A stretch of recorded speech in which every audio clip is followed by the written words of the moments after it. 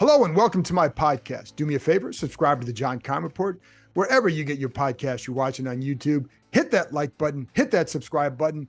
Both those things will help us out. You can find us on YouTube as part of Ampire Media. That's Ampire. Always much appreciated when you tune in. And don't forget, trying to take a break here. So all these podcasts have been pre-recorded. So that means if there's any news, don't look for it here. Go to ESPN.com where it's that's who I work for. So go there to find out the news, but I'm not going to be talking about it here because we are trying to take some time off, and I hope you can appreciate that. Anyway, today I'm going to play you an audio interview that I had with rookie corner Emmanuel Forbes from the spring. Now, this was for a story I wrote on ESPN.com where I talked to him about the 6 interception returns that he had for touchdown in college, setting in a Division I record. And I wanted to go over each of these interceptions to give readers and viewers or listeners, whatever, a little peek into the mindset of Forbes. How did you make these plays?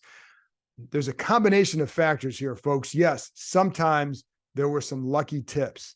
Yes, sometimes there were some bad throws.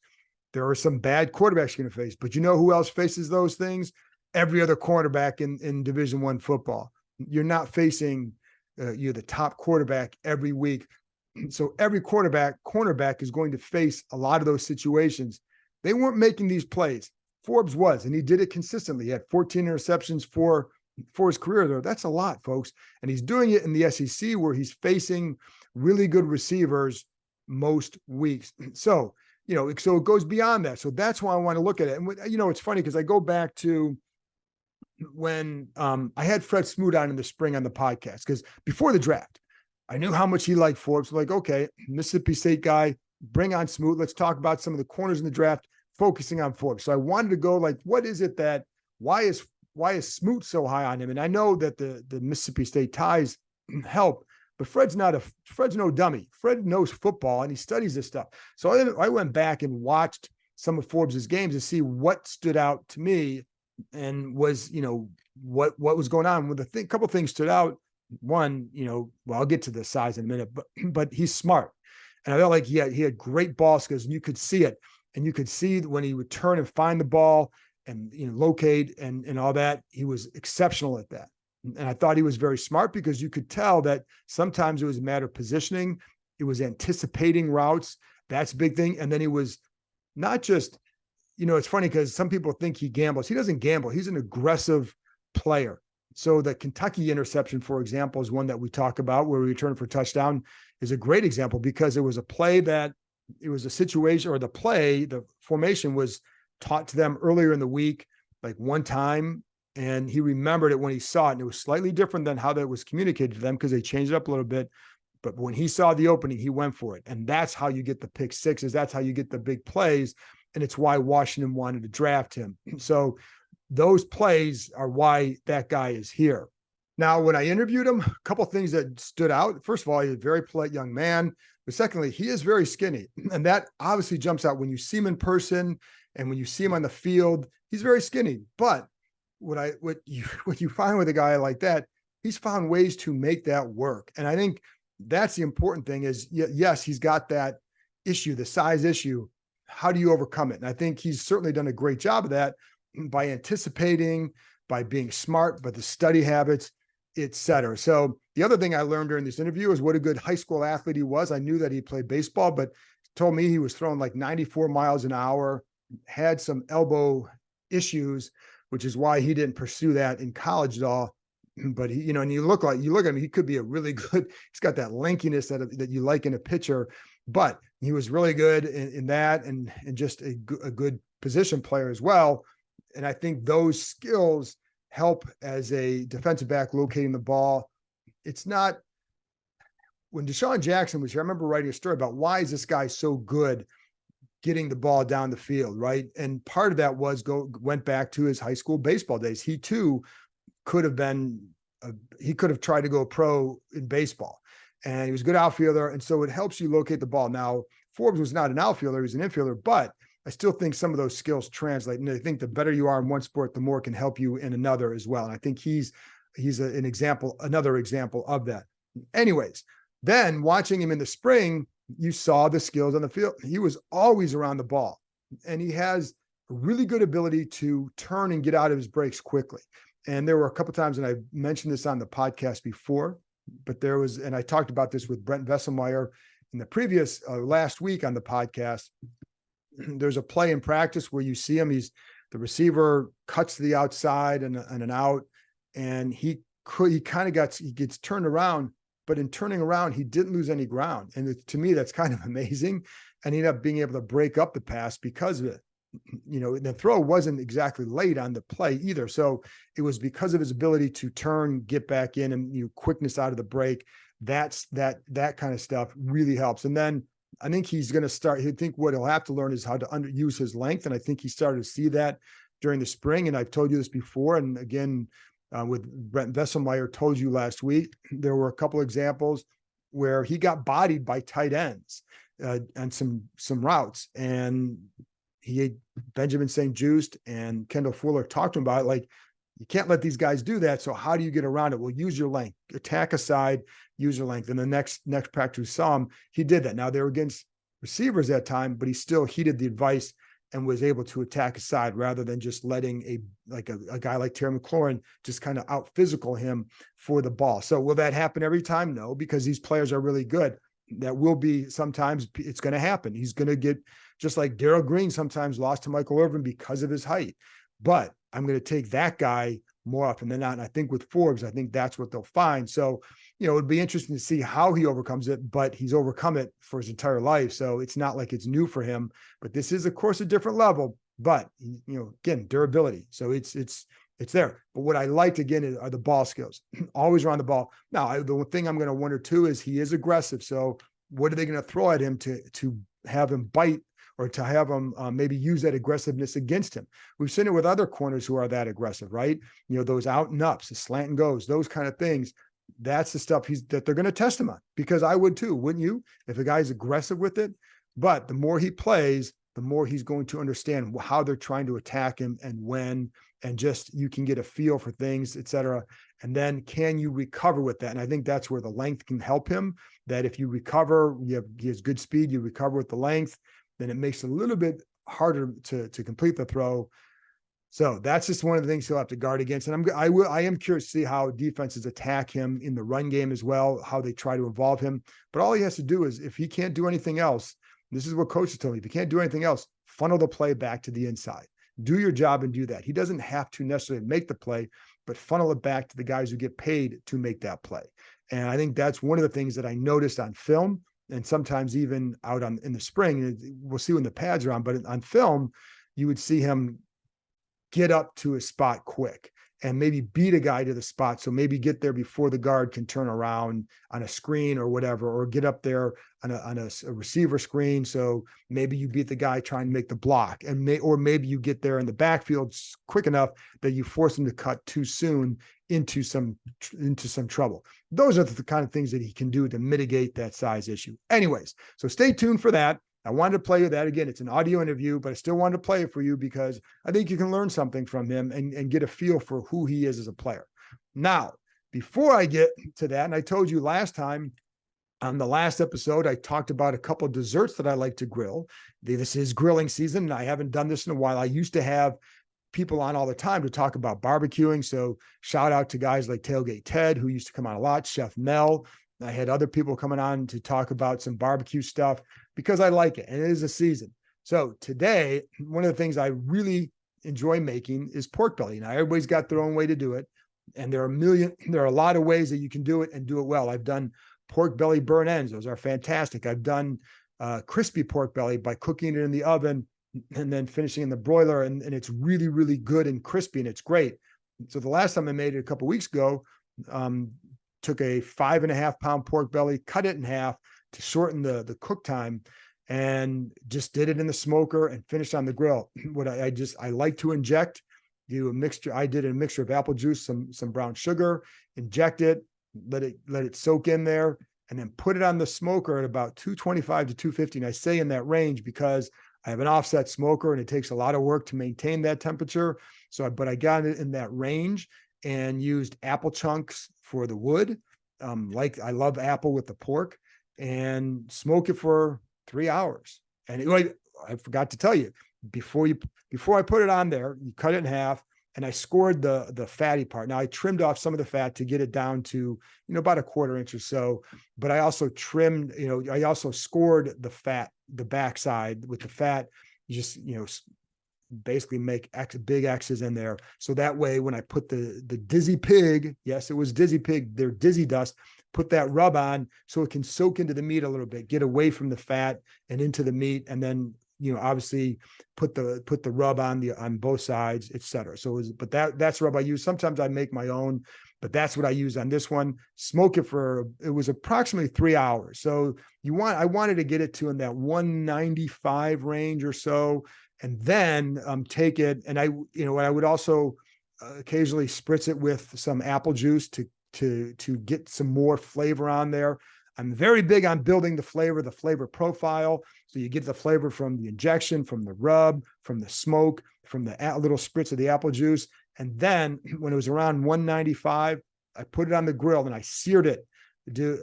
Seared it on the grill, put it fat side up first for a couple minutes, and then flip it over fat side down for about 3 or 4 minutes to sear it. Don't want to burn it.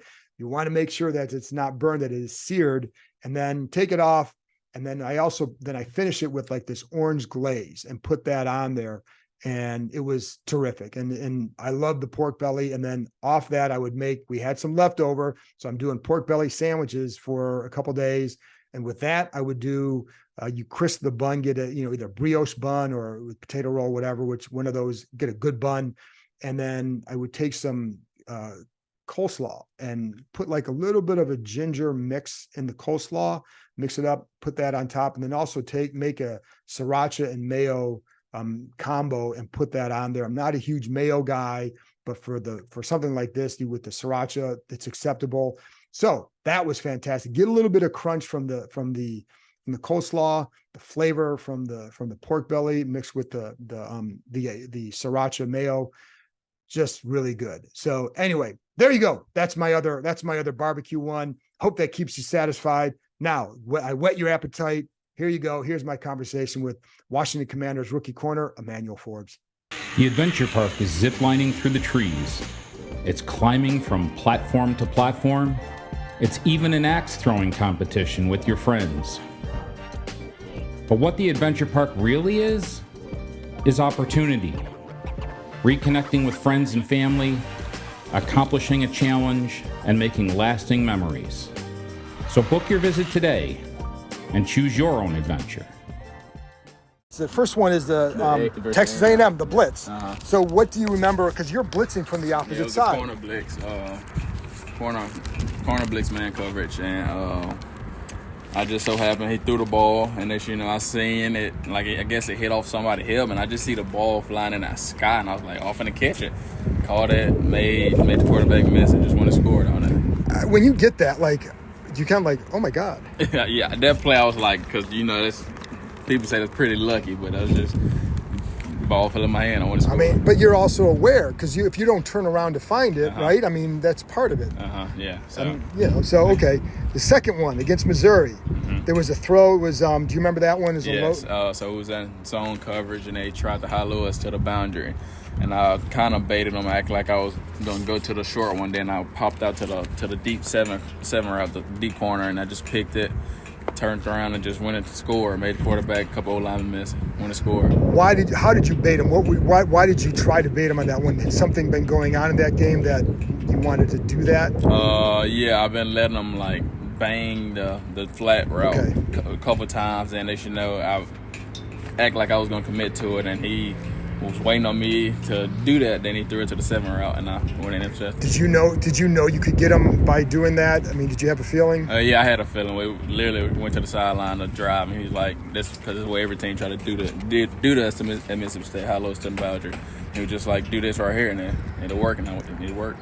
And then you had, and then also because as a runner, when you turn into a runner, because you run pretty well, like that's That's also a skill, right? Uh-huh. Like, why do you think? Like, what do you remember about that particular run? I actually really thought I was gonna get caught on that one because the receiver was right there behind me, but he ended up like almost running into somebody, I think, and I just cut off field, made the quarterback miss, and was in the end zone. Was there something on film that you saw at the quarterback that if you baited him that he might take that? We ran a really weird defense at Mississippi State, and that's what like almost every team tried to do. That's hollow us to the boundary. How weird? Like, what do you mean? We ran 3-3-5, and we ran multiple coverages, and they usually when we're in read coverage, they know we don't have a post safety help, and we just in read coverage. Okay. Okay.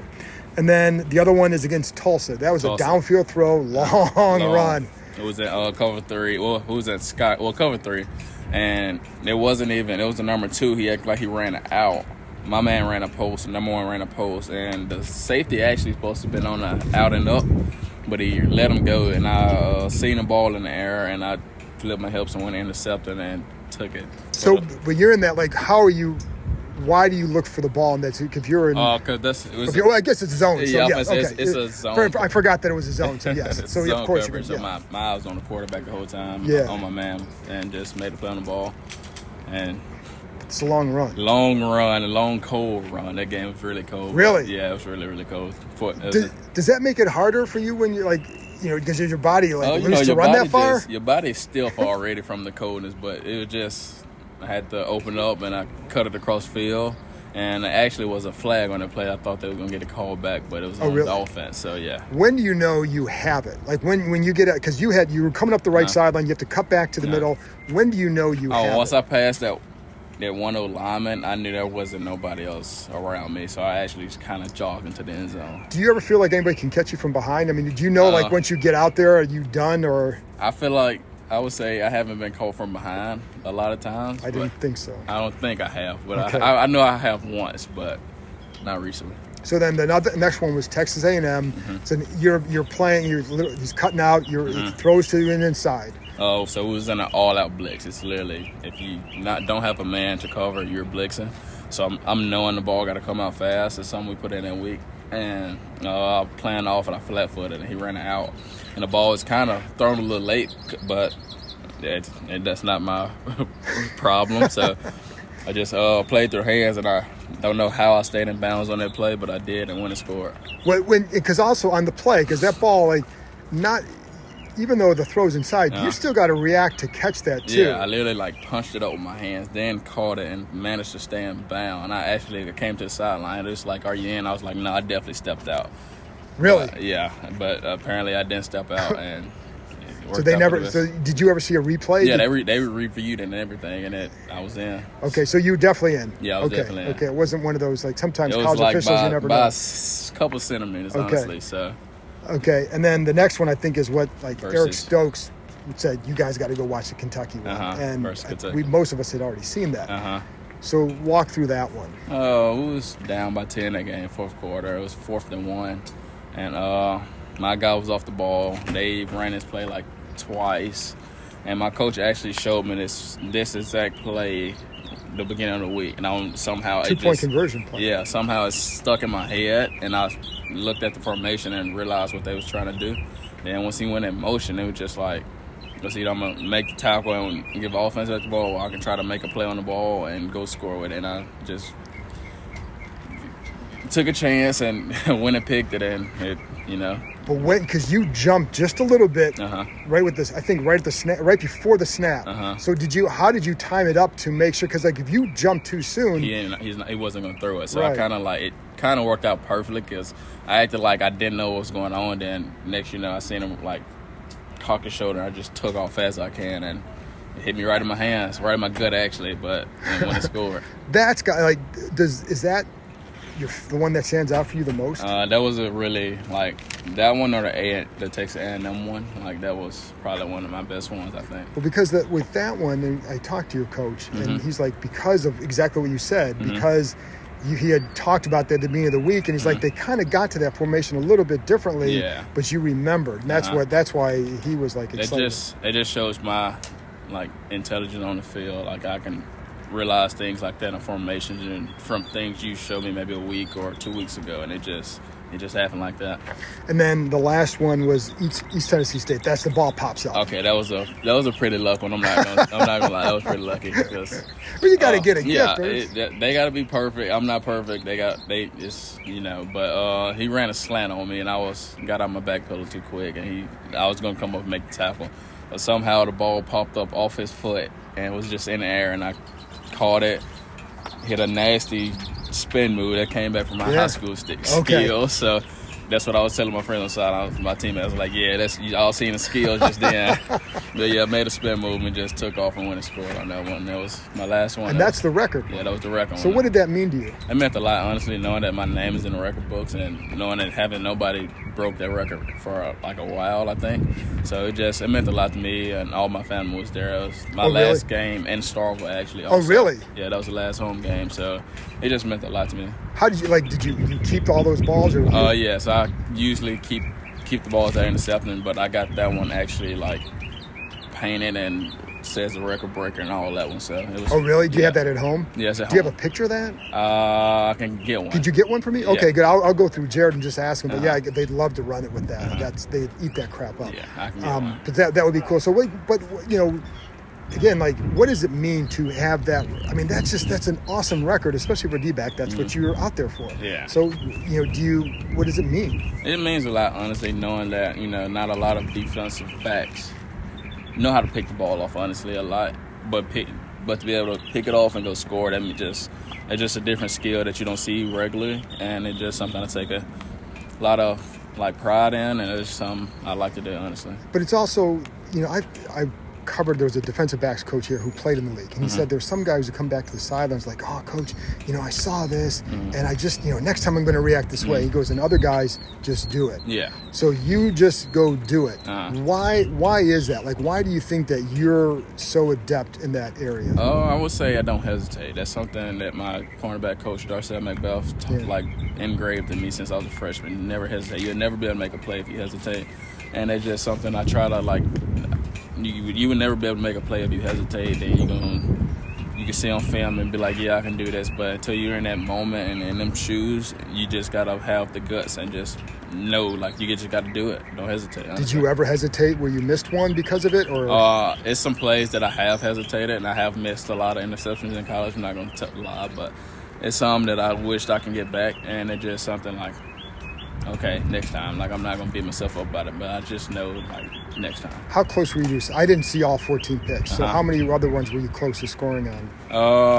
I actually got caught by the quarterback versus Memphis. Oh. He had an angle on me that nobody blocked him, but he caught me on that one. I caught one versus Vandy that I got on their tail. It wasn't nobody blocking. Everybody just looking, and I got caught on that one. And I would say those two right there are just ones that I could have scored, but just wasn't able to. And Darcel, even though those guys talk about first of all, baseball is what position did you play in baseball? I was a shortstop, third base, and pitcher. Okay, so but I remember Deshaun Jackson. He was an outfielder. Would have been drafted if he wanted to go that way, but he talked about playing outfield, how it would help him track the ball. Do you feel like any baseball skills helped that? But if you're an infielder, I would say my infield and it just helped my hand-eye coordination. Okay. And just I don't know. It helped. You gotta be athletic to play those positions, and that's to play a part with my hand-eye coordination. How good were you? I was really good. Could you have gone pro? If I wanted to go that route, I think I could have. Really? Yeah. In which spot? Pitcher.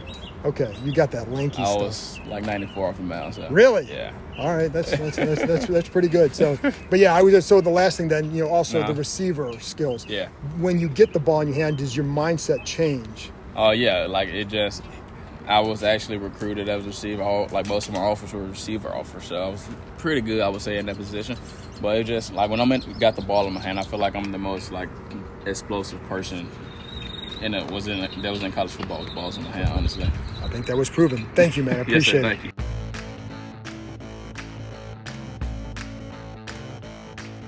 That's it for this episode. Thanks to Emmanuel Forbes for joining me, and thank you, as always, for tuning in. I'll be back with another episode on Monday. So I'll talk to you next time.